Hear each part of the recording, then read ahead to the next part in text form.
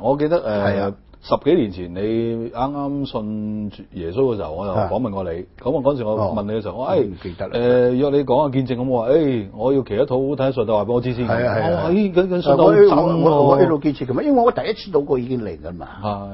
呢個俾我經驗，俾我印象深刻到不得了啊嘛！你冇可能一種咁似可以糾纏你終身嘅一種病，一次到過就可以除咯。好多人問我嘅，哎呀你自己咁叻嘅，上帝對你咁好，咁點解上帝唔去醫其他人咧？我話你問我做咩？你咪自己問上帝。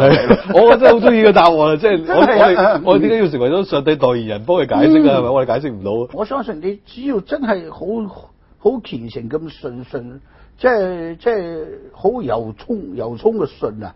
冇半分勉強嘅信啊！你一定可以得到回應嘅。我可以得到回應嘅人好多，唔止我一個嘛。係嗱，我又知道咧，你除咗隨時祈禱之外咧，嗰陣時我見你就我話你有冇睇聖經啊？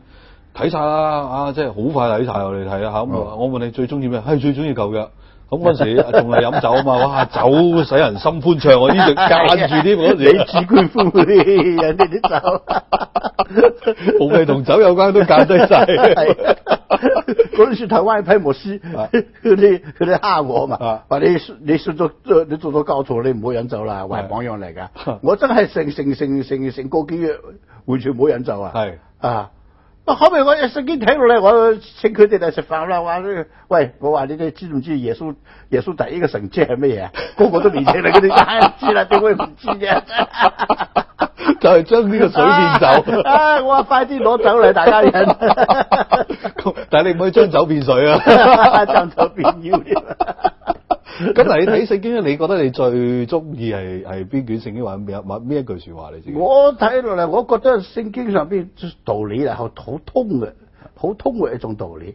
佢始終係始終係叫你人間嘅所有嘅樂與苦都係好短暫。你睇其中有一章，佢哋話最難明嘅呢個約伯記啊。係。約伯記其實好容易明嘅，唔係難明嘅。即係意思就話你人間嘅苦樂，你都時若等一行就得㗎啦。係。約伯係最苦嗰啲事，佢都係灰堆當中，佢都好舒服喺處勾痕啦。係。佢唔覺得痛苦啊，係咪有好多錢啊？佢又唔覺得特別快樂啊。佢呢個意思就係人生嘅苦與樂係一種非常細嘅波動。